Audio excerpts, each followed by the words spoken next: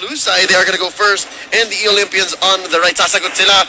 Again, the Emperors know that they have to choke out the Masha. Yes, of course. Dahil yun din ang mga isa sa dahilan kung bakit nga nagkaroon ng magagandang streak ang SEO. So it only means that it's a respect ban for them. And syempre, Harith as well. Na even though na natalo ang SEO kanina with Harith being used, it's better to be safe than sorry. That would be the call for Happy Feet Emperors right here. At para naman sa side ng STI Olympians, they will be banning out again the Grok and the Selena. Similar to what they have banned during Game 1. Yeah, look at this. The Emperors, they really want to stop Masha. And of course, just for a good measure, tanggalin na natin hero si UG. Just take out Harith. Yes, definitely. At syempre, Happy Feet Emperors will be having that X-Borg and SEO having that opportunity to have two hero picks, and that's going to be the Lolita and the Kaja. Hovering here, the Cho once more on Renegade, I believe. This is going to be Renegade's Cho.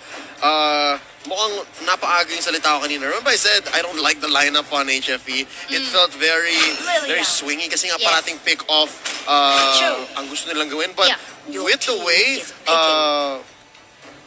the way our Franco performed, they got exactly what they needed. It only means that, okay, draft-wise, it's very important nga naman talaga. Pero the way you play the game is the deciding factor talaga kung mananalo o matatalo ka sa isang laro. And Happy Feet Emperors executed that very beautifully sa ating game number 1. But even though that being said, STI Olympians, meron, kahit na sabihin natin they weren't able to get the top 4 spot that they needed, this is also a good game for them to actually burn out the members of Happy Feet Emperors, because it also takes mental stability then, diba? Actually, and SEO can still shake in that stability. Yeah, and the thing is, ano na lang one key to success is to redefine what success means. Your team diba, is banning. Kung hindi na makarating sa playoffs ang isipin ng eOlympians dito, they could use this matchup right here to gain other things, like maybe solidify their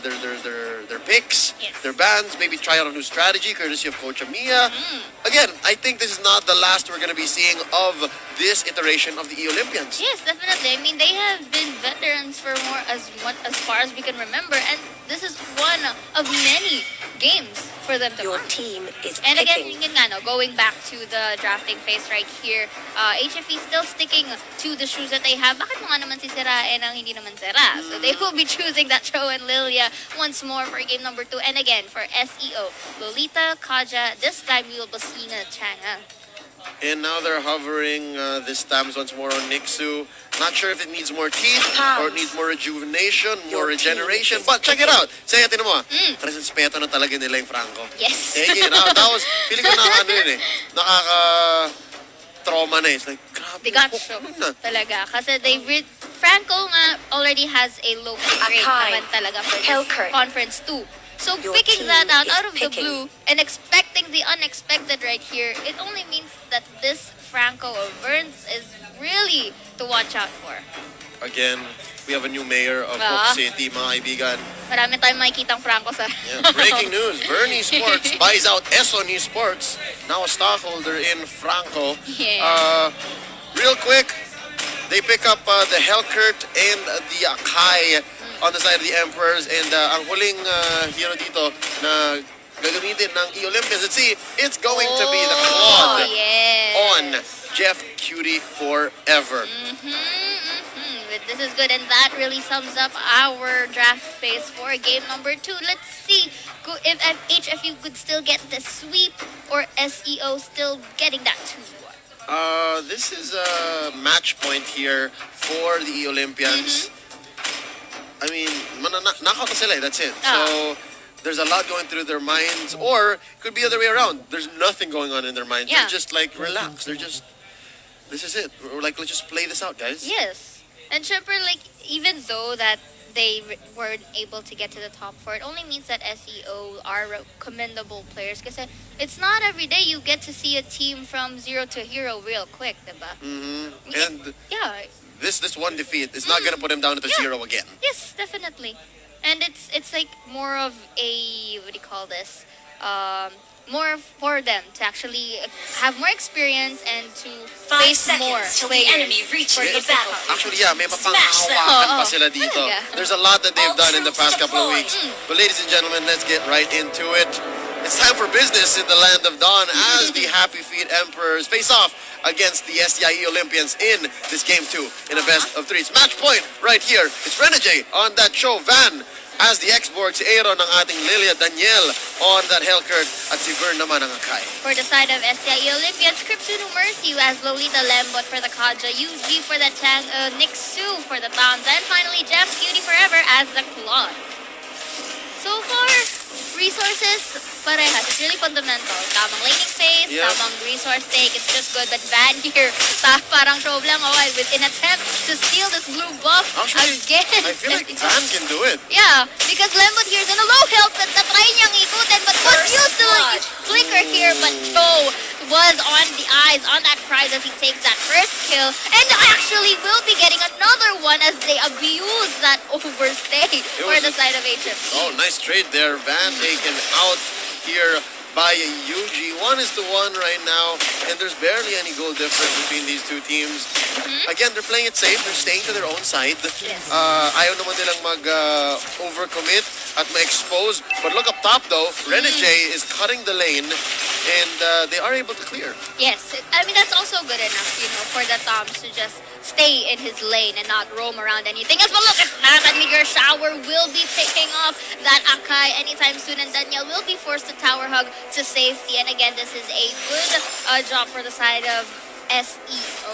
Yep, and they are bearing down hard on this bottom Eternal lane. resurrecting Apat na soon. miyembro na ito ng Olympians clearing the wave, taking that small camp, and of course trying to push this turret, but they have to back off because Nixu is facing off against 3 members. Can he survive? He has clicked Contra Inferno just now. Snake's gonna miss him about a few feet, and looks like the Olympians are gonna be converting this bottom tower. It would have been nice though for STI Olympians that when Thomas was already in the middle lane, yun na din sana yung magandang chance para mag-transition sila sa turtle like now.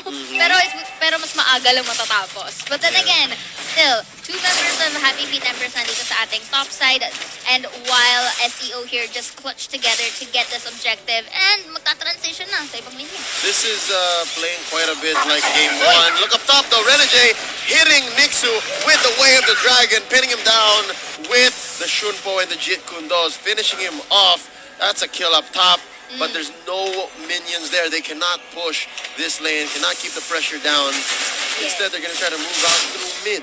And mid it is because 3 members of both teams are in here at tamang abang lang ang Happy Feet Emperors, but they know that the objectives will be first and Yuji will just get that buff.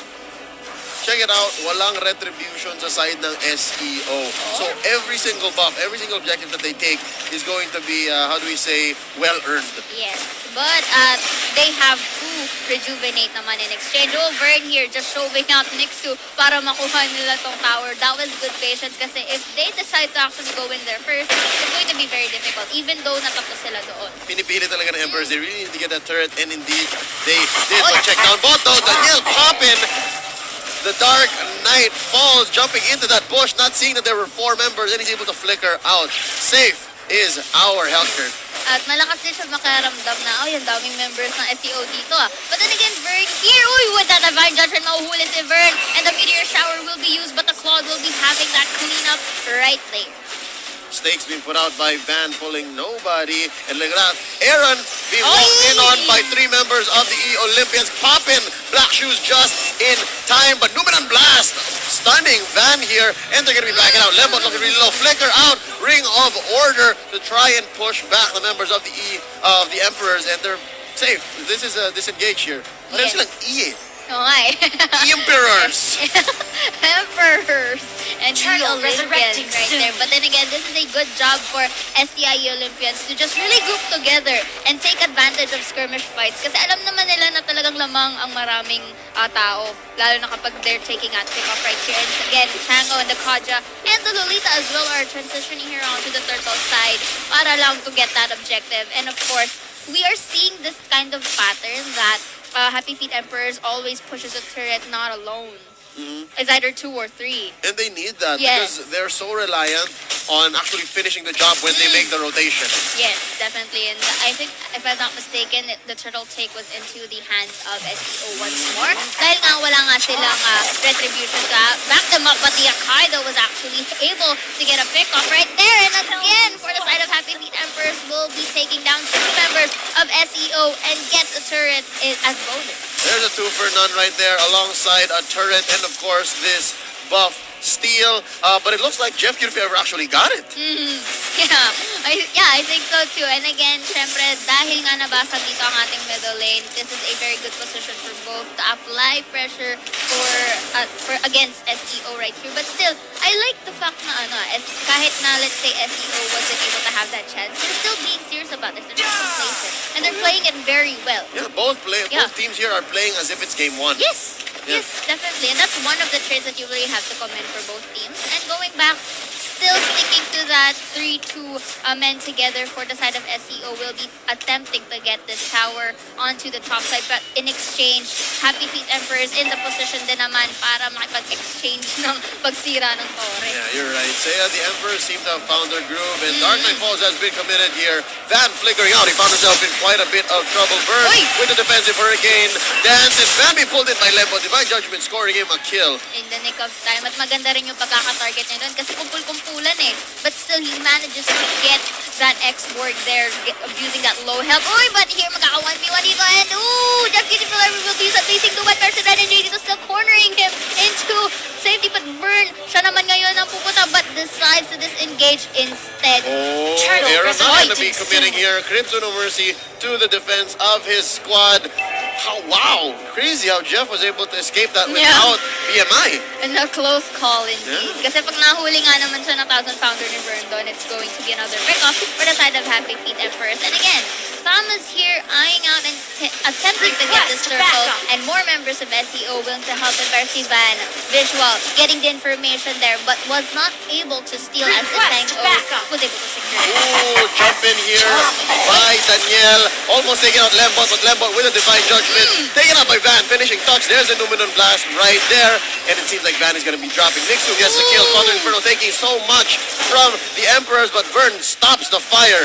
It is going to be a 2-for-1 in favor of the Emperors. Yes, and so far, yung pagpapasok talaga nila is really in a timely manner na pag nakakita talaga sila ng half or low HP para sa side ng eOlympians, talagang they will be prioritizing that target. And they can because there's such a good how do we say, opportunity for Daniel to dive.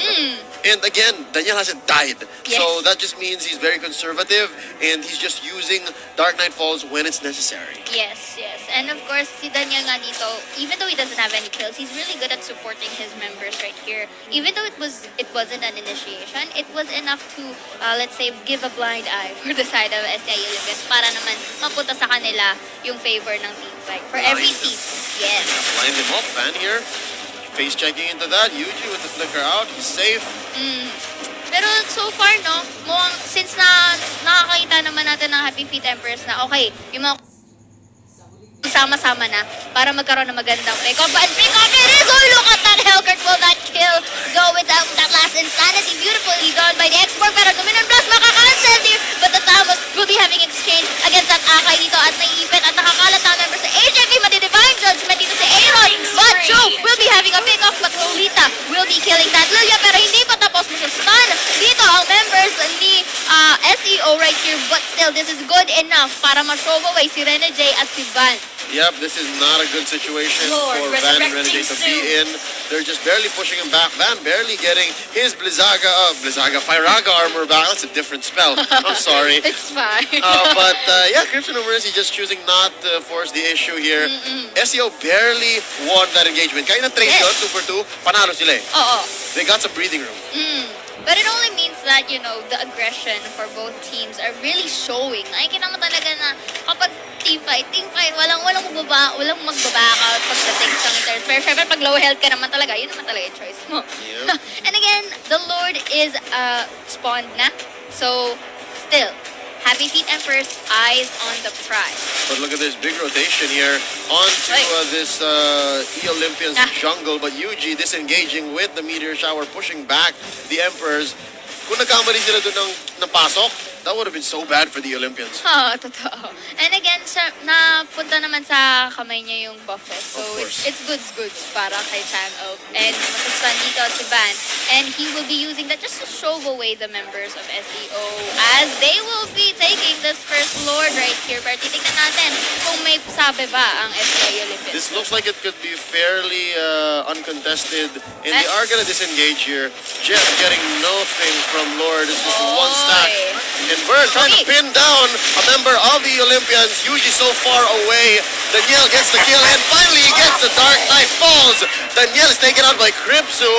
And it looks like they paid the price. It might be too little too late that he activated that. Ay, of course, the White Judgment will be used. Mababurnout ang immortality doon. Pero di natin nakita kung mapapatay ba siya. And Rene J will be forced to use that flicker as he will be facing 4 members of SEO. And still, the meteor shower was enough to kill him there. And although napunta sa kamay ng Emperors ang Lord, they took advantage of their low HP, which was a very good job for them. Pero still, the Lord is a good job to delay the time para matsira nila yun sa may baba. And taking advantage of more members doon sa ating baba, they managed to push this mid. They're most Sajayon on the side of the Emperors because they were able to take down the last turret before the high ground in mid. They're forcing the issue here. 3 members. They're chasing mid and they're going to take top. And it looks like Van is looking really low. But let's see. Dark Knight Falls being committed here by Danielle to help out up top. To very safely disengage. But still, there will be exchanges in terms of turret. Kasi yung STI Olympians nga naman, pin-prioritize naman itong baba. Because they know that members of Happy Feet Emperors were on the middle. So it's really about the positioning talaga dun sa ating mapa on how and when they will be getting that objective. And so far, it's really going good against Emperors right here kasi sila ang lamang in terms of turret team. Yep, and let's look at the net worth here. It is actually the Emperors who are ahead, but the items on the side of the Olympians, Yuji not doing bad for himself. Real quick fight has broken out in mid. Jeff Juniper popping the blazing duet so early, and there is an immortality for Vern. It's out. Yuji gets the kill. Luminous Blast hitting nothing but air. Van looking really low. Aaron running away from Lembo. Divine Judgment onto Aaron. No black shoes for you. That's a 2 for none in favor of the Olympians. Skills ultimate to and fro for both teams right here, but then we saw that the meteor shower was really enough to burn the HPs of members of Happy Feet Emperors. At alam nila na ang STI Olympians ang lamang doon sa team fight na yon won't be dilly-dallying as they will be pushing this middle side turret at si Helker tamang split push lang sa taas. And here Van just trying to actually show them away but not enough as the Divine Judgment will be popped. And Vern using this Hurricane Dance just to get them away. But here, blazing duet. Pero mga kansel, masisiba siya doon sa ating Tore. But it was enough to actually give him and pick him off. But the base is exposed. Oh no, it's only Aaron left to defend. Can he do this? It's Lembot, Crypto, and Yuji sieging this core. It looks like he can. It's gonna be, what, 13, 12 seconds before the next teammate for Aaron here is gonna be back, and it looks like he's gonna have some time. Yes, definitely. This is really intense for both sides because although na-expose nga ang middle side ng HFP, ganun din sa STI Olympians sa kanilang baba, and Helkert was able to split push that even though the whole fiasco was happening sa gitna. Napilit ni Daniel yung bot, no? Napilit niya talaga. And which was good. It only means that in terms of map control, so far ang lamang dito ang SEO simply because naka-pick up sila ng tatlo doon na. But again, Lembot here just trying to be sneaky as he gives information kung naasan ang mga members ng Happy Feet Emperors. And here, prioritizing still the buff and objectives for both sides of the team. It only means that they cannot afford another pick-off here kasi this can be a potential final clash if it works for either of them. Yeah, this Lord is going to be very significant. If this does go on the side of the Olympians, tapos na. Finish na. This is going to be Lord marching down mid. It's a level 2 Lord. Yes. It's going to be a little harder to defend against. But check it out. This is a fight brewing in mid. It might happen at any Lord time. resurrecting Pero soon. again, basing or judging by the positions ng Happy Feet Emperors, they are not really going out of their zone kasi baka sila naman din ang potential split push na itong Camus na nasa baba. And syempre nakaramdam na nga, SEO, very good transition to the Lord here at syempre magpa-face check na dito si Xborg and Akai, and they were forced to actually leave. Oh, check it out. Dark Knight Falls here by Danielle, and Lembot almost tried to Divine Judgment him, but he's pulling off. He's going to back out. And the Hurricane Dance will be used to corner Lembot right here, but still enough to escape, and Chango goes for the cleanup. Okay, again, I think SEO won that little engagement. Besides, you know, the Akai dropping, napilit nila yung Darning Falls. They forced it. And here's a Way of the Dragon by Renegade onto Nixu, and he gets stopped in his tracks by Daniel, silencing him, but he does get Father Inferno off. Renegade backing off. Daniel drop into Yuji's Meteor Shower right then and there. Beautiful follow-up for the Chango right there. Siyempre si Van will be using that last Insanity para hindi makamove forward ang Lolita at ang Cloud9 there. Pero syempre yung posisyon nila napakaganda talaga para pumunta sa ating Lord dahil alam nila na kulang na ng isa ang ating Team Empress. They will be using that -1 member against them. At yung nawawala pa miyembro ng HFE, siya pa yung talaga makapigil sa eOlympians, right? Talagang kailangan na nandun na naging ready to what will be used here just enough. But still, maagaw pa! Ni-export ang Lord natin dito lang si Jasmine. Your shower will be used para ma-probe up and burn HP ng ating HFE. And here goes the monster kill for the Chango. But still, Nixu with that low break of health still able to survive that fight. And even though that the Lord again is in the hands of Happy Emperors, it's not enough dahil pumapasok na sa ating base ang SEO. Van, low health, pero hindi na siya makakapag-defend dito. Last Insanity gagamitin, Meteor Shower, hindi makatatamaan si Daniel. How perfect is this? Lord is marching down bottom, pero nasa mid ang pressure ng SEO. And this was, I think, wow, a calculated risk, I was gonna say. But here we go. Daniel taken out by Lembot. It looks like it's over because they are gonna be focusing. But they can still defend. It's a 4-for-none trade, ladies and gentlemen. Van gets a triple kill. Andito pa ang HFE. They're still in it. Alam nila na ipaprioritize ng eOlympians ang base at si Renegade, Van rather, chinoice niya talaga na i-take advantage yung low health ng dalawang members ng Olympians. Walang arrival dito, talagang bakbakan lang. Na-depensahan niya yun, walang arrival. Grabe, 4-0. Mano-mano. They took advantage of Nixu not being into that scene, and 3 members here just pressuring Nixu.